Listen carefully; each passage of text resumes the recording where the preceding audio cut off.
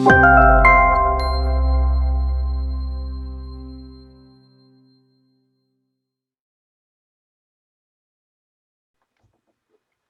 why should you worry about diet and physical activity? Well, about 1 in 5 cancer diagnoses in the US are linked to excess body weight, lack of physical activity, and drinking alcohol or diet, which is crazy when you think 1 in 3 people in the US will be diagnosed with cancer every single day. And about 16% of those cancer deaths are related to these factors. In fact, diet and physical activity are only the second to tobacco use as the cause of cancer. So actions such as avoiding exposure to tobacco, getting to and staying into a healthy weight, staying physically active throughout life, eating a healthy life diet, and avoiding alcohol intake, which is a very hard one for a lot of us, can greatly reduce one's lifetime risk of developing cancer. These are the same behaviors that AHA and the American Diabetes Association have linked back to a lot of the causes of the diseases. So again, these are recommendations from ACS. These are guidelines, but I will be going through the following 4 in the presentation. Does anybody want to read them out loud? I'm going to call on Katie. Surprise. All right, ready. Am I reading all of them or just one? You can read all of them. Oh, okay. Get to and stay healthy at a healthy weight throughout life. Adopt a physically active lifestyle. Follow a healthy eating pattern, and it is best not to drink alcohol. Thank you. So these are the recommendations that ACS provides for individual choices. So like Katie mentioned, reducing cancer and risk with nutrition and physical activity. The most important things you can do is control your weight, eat healthy, be physically active, and avoid alcohol. And if you do use tobacco, the most important thing, and might be the hardest one, is to quit. We have plenty of resources on cancer.org to provide guidelines and help tips on how to quit tobacco. So why is body weight so important? Does anybody know? It takes a toll on everything, your body weight. Yeah, so excess body weight is clearly associated with increased risk of developing many cancers. And I've listed a few of them here. Being overweight or obese might also raise the risk of other cancers such as non-Hodgkin lymphoma, male breast cancer, cancer of the mouth, throat, or even your voice box, and even aggressive forms of prostate cancer. The increase in overweight among Americans is particularly a concern for a lot of us, and especially in population groups, even in kids. Kids that are establishing lifelong behaviors as little ones, that affects their future. There's a lot of evidence that suggests that kids that are overweight at a young age actually will continue that path into adulthood, and they will continue to become overweight in their adult life or become obese, and it's likely to become more severe, causing other diseases. And unfortunately, a lot of other obstacles are for those groups that are in low-income individuals, racial and ethnic minority groups, people with disabilities, and those residing in rural areas may have difficult accessing healthy, affordable, and high-quality foods, and even a space to physically get active or a safe space to be active. Any questions with any of the cancers listed on the screen? Anybody know what meningioma is?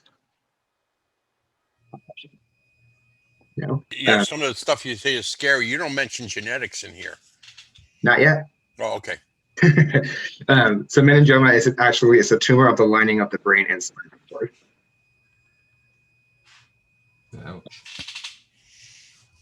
Let's admit it, it's hard to lose weight. So what can you do to start losing weight or keeping a healthy weight? It's pretty simple. You start by eating. You might sound crazy if you're telling me to eat. Well, eat fruits and veggies. These fruits and vegetables can help you give you nutrition that help you fill you up with fewer calories. If you're overweight, again, please talk to your healthcare provider before starting any physical diet plans. There's recommendation groups for you out there that your doctor can help you get in touch with. There's lots of Facebook groups. And of course, our cancer.org website has plenty of resources for you as well. So you might wonder, how do I know if I'm overweight or underweight, if I'm in a healthy weight? Well, your BMI. Does anybody know what BMI stands for? Body mass index. Hi, Kelsey. Welcome. Yeah, so body mass index can help you and kind of show you what your healthy weight is. So we actually have a fun calculator on cancer.org/BMI. You put in your height and your weight, and it'll calculate automatically for you. I just checked mine before this, and I'm at 24.8. So at the borderline. But finding out what the BMI can help you figure out what your weight should be. BMI provides a reliable indicator of body fatness for most people, and it's used for screenings for a lot of weight categories that may lead to health issues. Keep in mind that BMI is not the final word, whether or not the person is overweight. For example, if you have big muscles and you love to work out and you might have a higher, like Steve, you might have a higher BMI because your muscle tissue is denser, so it's heavier than fat.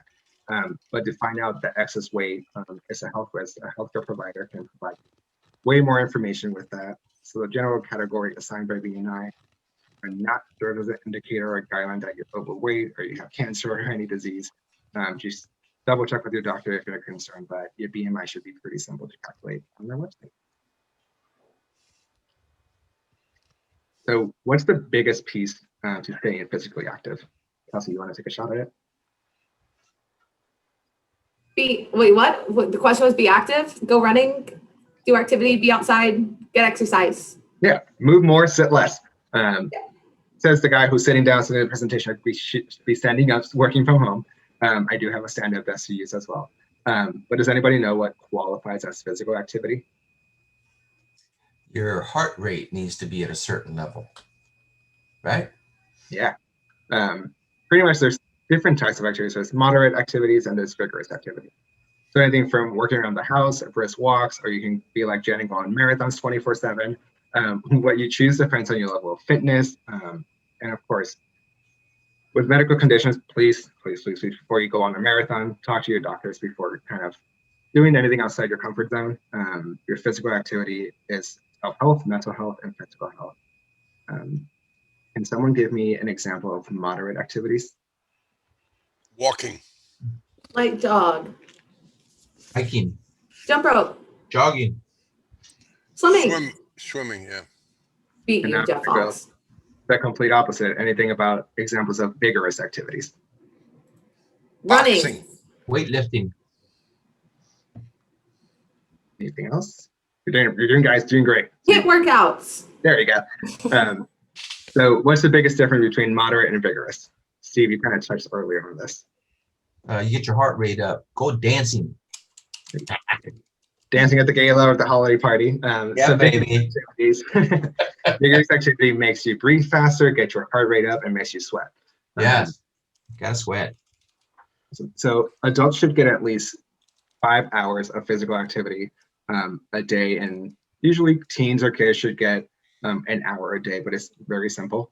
And it's best to exceed or upper limit the recommendations. So if you want to do 6, 7, 8 hours, fantastic. Take your kids outside, let them run for 2 hours, and they hit their activities for the day. So like I said earlier, move more, sit less. There is growing evidence that the amount of time sitting is extremely important, regardless of your activity level. So limiting the amount of time spent sitting down can help you maintain that healthy body weight and reduce the risk of cancer. So I sit on my desk for 8 hours. Usually in the mornings, I'll stand up for a couple of hours. In the afternoon, right before in the day, I'll be standing on my desk. I'll take phone calls walking around outside so I can continue to move and be physically healthy. The point is to become more active for the rest of your life. It's not something you do for the weekend or the day. Continue those little by little and can add up to a big difference in your life. So by limiting this time you can spend sitting down, this affects health cancer risk even if you're active, like I had mentioned earlier.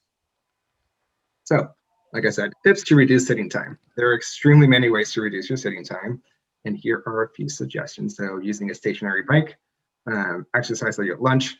So we should all be on a walk right now doing this lunch and learn. Join a sports team, do the physical activities that you can at your own comfort of your own home. I know there's a lot of platforms out there that have at-home workouts. So Apple Watch or the Apple company came out with Apple Fitness. There's Fit to Run. There's quite a lot of things you can do to just, even at home if you want to be safe outside yet. Of course, some of these activities might not be good options during a pandemic.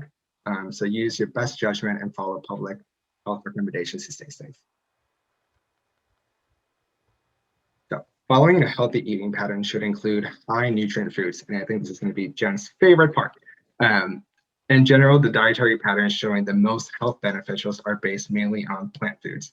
So including non-starchy vegetables, whole foods, whole grains, legumes and seeds, and healthy protein sources, fish, poultry, and meats that are lower processed, and avoid red meat as much as you can.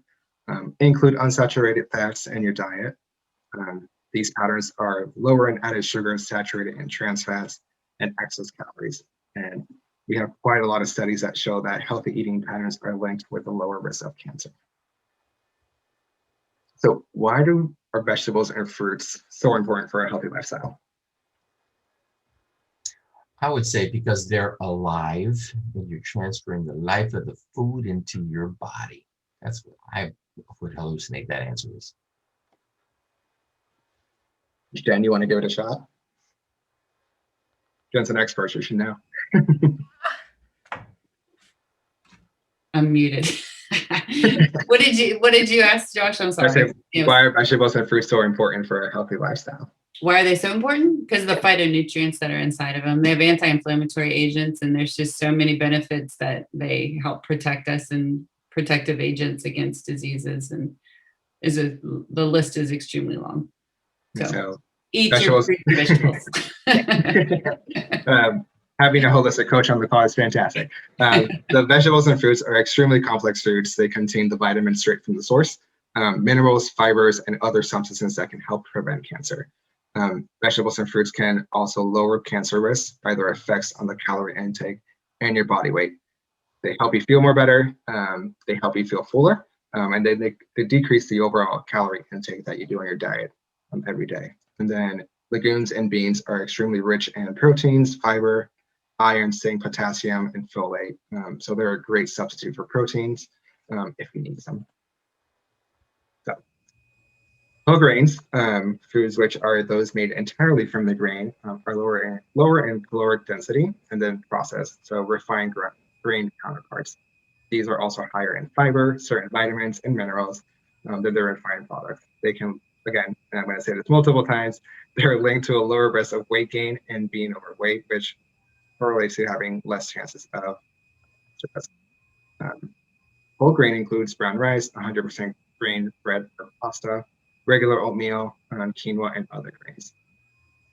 Fun fact, does anybody pick up a label and read it when you're buying groceries? I know Jen does.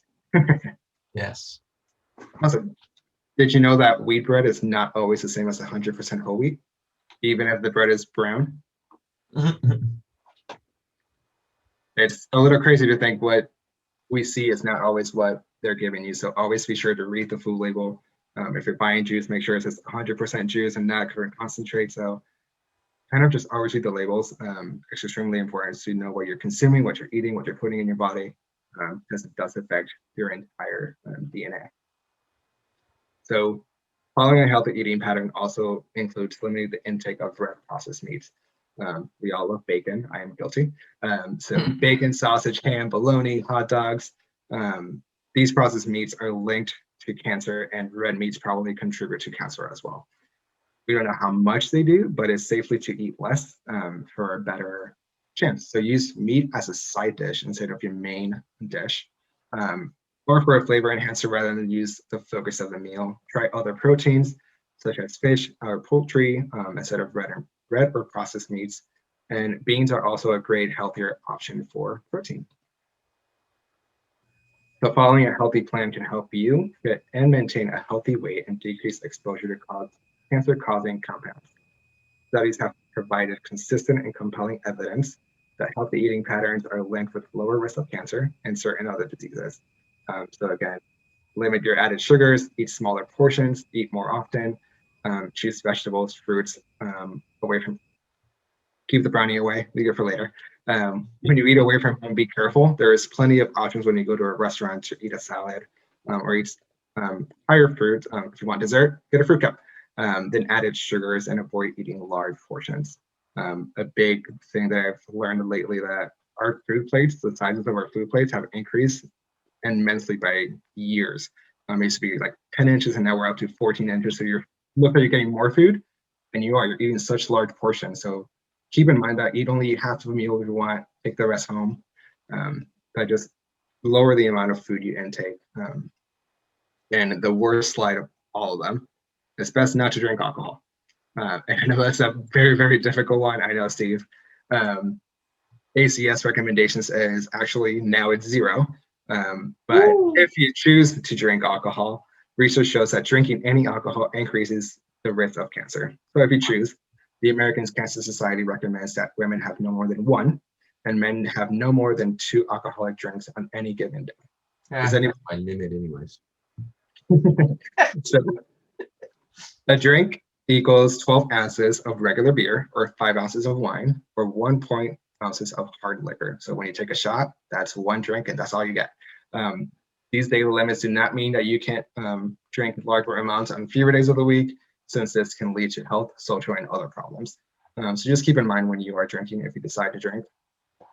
If you want to stick to 2, fantastic. If you stick to 0, the chances are much higher that you're going to reduce the risk of cancer. What about what Nicole put in the comments there about wine? It comes from grapes, right?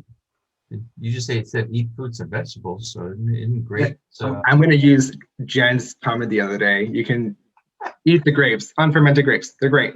Oh man! You can still get your wine from grapes, just eat them.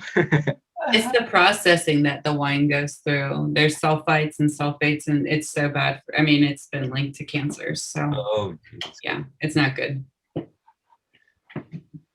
So again, ACS recommendations are pretty simple and they're pretty easy to get on board on. So get to and stay into your healthy weight throughout life. Adopt a physical active lifestyle, following a healthy eating pattern. I know, I'm going to say it again. Don't drink alcohol. I'm guilty of it, or at least greatly limit the amount you drink. So now, based on this, I've only decided I'm only going to drink once a week instead of every other day. Still young, so I used to drink a lot. So I've reduced the amount that I'm drinking. And then we have a lot of community guidelines as well. Of course, public, private, and community organizations should work together at the national, state, and local level to put all these policies into actions. We support a healthy lifestyle, physical activity, and limiting alcohol access. Yeah, if you want more information about ACS, how to get a healthy diet, physical activity, more than welcome to visit our website, call it 1-800 number, or you have me in Kava, or at any point you just reach out to me. So I'm going to leave the next couple minutes to just have open discussion. If you have any questions, feedback, thoughts, I'd be more than happy to answer them. I know there's a few ways in Kava that we're trying to maintain active and staying healthy. Jen has an amazing plant-based program that just launched, and she's launching it on June 1st. So if anybody's interested in a plant-based healthy eating lifestyle, reach out to Jen. And we also have our family race coming up. I think it got postponed to June. It's only $50 a family. It's going to be fun, interactive. And we also have our wellness committee group that Jen also kind of runs. So we have many ways to get physically active and follow a healthy lifestyle. So yeah, that's all I got for you. Hey, Josh, I had 2 questions. One about Absolutely. genetics. How do they play a role? And the second is, was cancer around during the Stone Ages or the biblical times? Or is this just, relatively a new disease, or did they just diagnose it in the last couple of 100 years? To answer the first one, so cancer affects everybody differently. So it all comes from your DNA, your genetics, the way you eat. It's a lot of different factors. So we've heard, oh, you found a cure for cancer. That's fine. We also found our cure for COVID for the first strand, and now we have multiple different strands. So it's kind of like that idea that cancer is always evolving and changing. Our body is incredibly strong and powerful to change the DNA to that DNA. So when that happens, genetics is also plays a big part of your life, but you can always, again, take those risks, a preventative risk, to reduce your chances of getting the cancer. And the other question, I cannot tell you. I know that ACS has been around for over 100 years, and they've been doing the mission and the work for the past 100 years. We've gone immensely and done amazing strides to reduce the amount of cancer in the world, but still the numbers are still too high for anybody to even have. So we wish it was 0, but it's not going to be anytime soon. Well, you didn't mention the environmental factors as well. Meaning, Everything. Yeah, I mean, just when you're taking in the fumes from when you fill up your car. I don't know if that's such a good idea. Or even in your own home, when you use candles, those candles, if I'd rather not use any candles, just keep it simple, just let nature do its job. But if you don't clean your air filter, there's a lot of different factors in the world that just causes a lot of these risks. Just overall. You know, those candles you were just talking about, Yeah. they void the warranty on your air conditioner. Where did you learn that, Steve? People don't know that from air conditioner guys. They're From like, my detox program. and you do, yes. So, me, that's right. So, Yeah, but you know what? I started asking around about that, and it's like true. it is true. So, Yes, it is. So think about that, just what you're inhaling in, and like if if it voids your warranty of your HVAC system, what are you doing to your lungs? yeah, Wow. Just little things like that. So those- You know, to answer your question, Jeff, about epigenetics, which is the capability of us to turn off our genes to make us susceptible to cancer. So we know that I just had a call with a friend, explain this to her because she is prone to certain types of things. Well, that's fine. We might be prone to those things, but because we change our lifestyle in accordance to the genes that we express, epigenetics is we have the ability to turn off those genes by the lifestyle choices that we make. So we can greatly reduce our risk factors. So if we're not, you know, if we're exercising, if we're eating clean, if we're minimizing pesticides and herbicides, if we are drinking purified water, if we are not drinking alcohol, if we're doing all these things, and we start cutting and chiseling away our susceptibility to that. So we have more control over our genes than what people believe. So it's quite impressive, actually. And you know what? Just thinking about all that, you don't have to do a drastic change in everything in your lifestyle. Sometimes it's just a little thing, just like the candle example. Switch to a candle to a diffuser, and you get the same effect. It's just a little alternation. It's no big deal. Just small changes can really alter everything else. Absolutely. Like hitting a golf ball with a golf club, just a little tweak, something off in a whole different direction. Yeah, Exactly. And I found out, I didn't realize, and this was quite some time ago, but those air fresheners that you put in your house, the plug-ins, Yeah. I didn't know how bad those are for you. So I got rid of all of those, and it took a long time for me to wean myself away from them, but you know, now I just use a diffuser. And it's essential oils and diffusers. Yeah. yeah, the essential oils.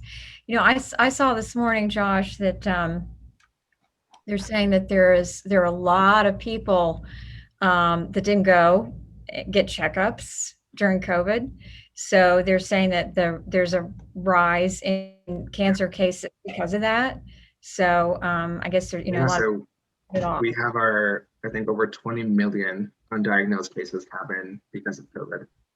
And that number can increase, and we have no idea what's going to be the damage now that we've done so much research the past couple hundred or decades. We were doing consistent work, and we were doing great, kind of reducing those numbers and the statistics. And because of COVID, and we still are, they're afraid of going to get screened. So I know that we're launching our new campaign starting next month called Get Screened. So we're suggesting that everybody go get screened. I think starting age is 25 to get screened for certain cancers, and then they just reduced the number to 45 for colorectal cancer. So it's a little scary when the number starts going lower and your age starts going lower. So, you know, our new initiative starts in June. So you're going to see a lot of Get Screened campaigns all over social media, on the TV, on the radio. It's very scary knowing that our numbers were doing so great, and now we have this giant gap in data. And that's going to affect so much research and like just the next step forward. So, Joshua, is it true too that early detection is everything? Correct answer? absolutely, detection and prevention. So getting screened is the number one thing that we will continue to tell you. Prevention, detection, healthy lifestyle choices, everything affects it. And I'm guilty. I have not gotten screened yet. Can you elaborate on the screening? What was that? Can you elaborate on what type of screening, you know, you should be getting and how often? Yeah, and I can send you the information. So it's Please different do. for, yeah, I can send you the information. It's different for males and females. But fun fact, males can also get breast cancer is one of the biggest myths out there, where people's like, oh yeah, that's for females. No, we just have higher numbers in females because they go get screened and they get diagnosed, while males don't really do that. So the data, again, just shifts. But I can send you all the details on kind of like age recommendations to get screened and any preventative causes that you should ask your doctor. That's great, Josh. I'd like to see that too. Yeah. Yeah. So now to everybody. Yeah, that would be great. Now doesn't the protocol and everything change over time, you know, through all the research? I mean, would you be saying the same exact Excel spreadsheet presentation 10 years ago that you did today? No, Yeah. things have basically stayed the same. No. About Our presentation alcohol. actually, no, so the alcohol one is actually interesting because it went down. It used to be like 3 and 2, and now it went down to 2 and 1. And as of the past couple of weeks, ACS said it's 0. Well, basically what you're saying, it's a poison. Oh, Yeah. absolutely. Yeah, I don't want to put words in your mouth. I mean, Well, you it's know, when you say classified in 0. the medical community. So in our medical community, alcohol is classified as a group 1 carcinogen. It's right there with tobacco, but you don't hear about that because it's marketed. We are the market, right? These big industries are marketing to us and we're promoting it, and so that's why it's all about being an advocate for your own health and raising awareness like Josh is doing, because that's where it's at. I mean, education is priceless. They always say education is king, and it is. So you have to be, and it was the same. And I don't know if you highlighted on it too with sugar. Sugar used to be 50 grams a day for women. Used to be that. Well, now we know cancer loves sugar and it will thrive in that environment. And most Americans, consume a high sugar diet. So they actually lessened the criteria to 25 grams a day and 37.5 grams a day for men and women. And so that's I don't know if you even mentioned that one, did you? No, I just mentioned a little bit of sugar, like added sugar. Yeah. So that's a big one too. But yeah, science is evolving every day. I mean, I still work, in the medical industry. And so every day we're getting a new policy because science is constantly changing. More studies are coming out, things are being released. And so you can't keep up. It's crazy. Yeah. So we know more now than we did 10 years ago. Our task force is always updating all of our screening and presentations. So this presentation actually got updated last week. So it's a complete different presentation that I had 2 weeks ago. And they said, hey, by the way, we just updated this. We literally just, in my email, updated colorectal cancer screening guideline. It's now 45 instead of 50. So it used to be 75 down to 50, now it's 45, and just came out an hour ago. Yeah. Our presentations, it's always updated. Cancer.org is going to be updated on the fly. So they update the information as soon as they can, as long as it's science evidence information. So they don't base it off opinions or just random facts. It's all scientifically based. We have researchers across the nation.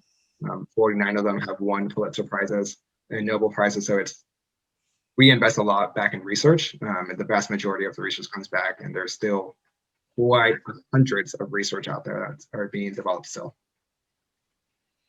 The funny thing is, I wrote a letter to the last administration and to this administration, to the White House, asking why they don't promote holistic health traits for everybody from the White House level down. Kind of like everything we just talked about. If you could present it from the White House to the whole United States, why don't they do that? And neither administration answered my question. They won't write me back. And I was just wondering, because it's, can you imagine telling everybody in the United States, stop eating sugar, stop drinking alcohol. Nobody's mentioned coffee, which is pure acid, and stop eating meats and doing all this stuff. And the world would go in an uproar. So there's so much money involved. Money. It's like that time Oprah said, don't eat meat no more. And they sued her and they won. And so it's just like they won't say it from the level down. We have to fight our way up, and I don't know why. And everybody's getting sick and cancer, but they still won't. Like private health companies and big pharma, of course, they're not going to do it. But look up if you're not familiar with EWG.org, you need to look them up, because that is who I absolutely love and who I contribute to. EWG is Environmental Working Group.org, and they are a huge group that is advocating big pharma, big agricultural for better practices. I agree, Steve. I mean, it's like, why do I have to pay more money not to have chemicals in my fruits and vegetables? What's wrong with this picture, right? There's definitely, a lot of issues that we have, and it's a huge concern in our country right now, because we know that even like the grains that they're processed with the pesticides and herbicides, and Josh probably knows more about this than I do, but they're directly, and this is why you're seeing big class action lawsuits that are being proven that they're causing lymphoma. Nobody's directly linked to pesticides and herbicides. But why do we keep using them, right? So nobody's mentioning dairy either. dairy is not even supposed to be consumed by a human being. Yeah. And what up with that? Yeah. It's crazy. 70% of the planet, 75% is Yeah. lactose intolerant. How come? Because the body's not supposed to have milk. So I think it's great. I mean, you know, raising awareness and, you know, creating people who are, you know, are putting their foot down. Enough is enough, and raising awareness. You know, prevention is key, and I think that's where it's, you know, becomes joining the mission, fighting back. Like, and that's the best thing that we can do is just fight back. And when your consumer is aware and they're awake and they're no longer buying these things, well, guess what happens? Then you shut these companies down, and that's what it's going to take. It's going to take people to quit buying into the strategies and opening their eyes and realizing, and then now we can win. So if they're not going to do it, then we do it. And that's how it happens. Yeah. You know?